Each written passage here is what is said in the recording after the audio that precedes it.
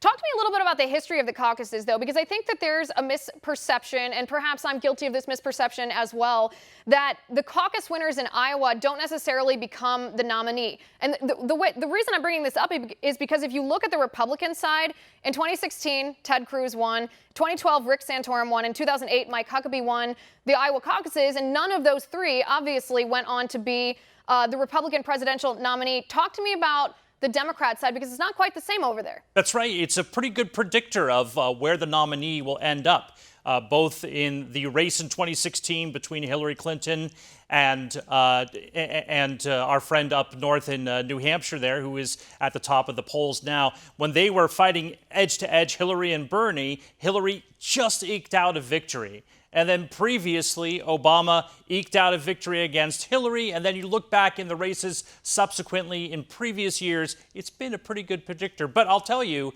trying to predict accurately the winner of the Iowa caucus is like trying to nail Jell-O dipped in olive oil to the wall. Right. Well, polls are notoriously inaccurate. History, however, is interesting to look at. So this is the past Democrat winners. In 2016, Hillary Clinton won the caucus, and obviously she won the nomination. 2012, Obama won the caucus and the nomination. Obviously, he was incumbent. 2008, Obama won the caucus and the nomination. In 2004, John Kerry won the caucus and the nomination. 2000, Al Gore won the caucus and the nomination.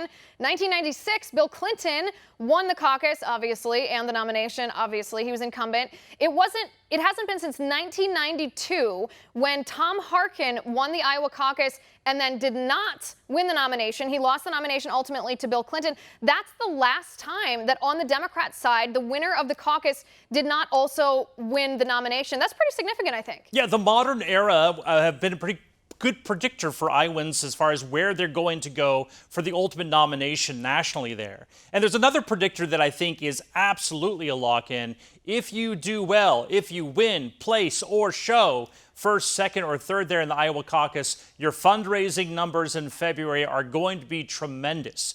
If you look back at 2016, Bernie brought in $21 million in January. He doubled that number in February. You look back at even to Al Gore, and he tripled his numbers from January to February. It gives you a lot of prowess, and you can build on from there. Every single candidate in that first, second, third, and even in that fourth place will see some serious money coming into their coffers in the next few weeks. Oh, speaking of money, this is a fun fact. So Bernie Sanders was obviously touting his enormous fundraising haul for the fourth quarter of 2019, right? Well, it turns out, and this broke, I believe, today or yesterday, that even though he had raised, I believe it was over $34 million, he actually spent during that time frame over $50 million.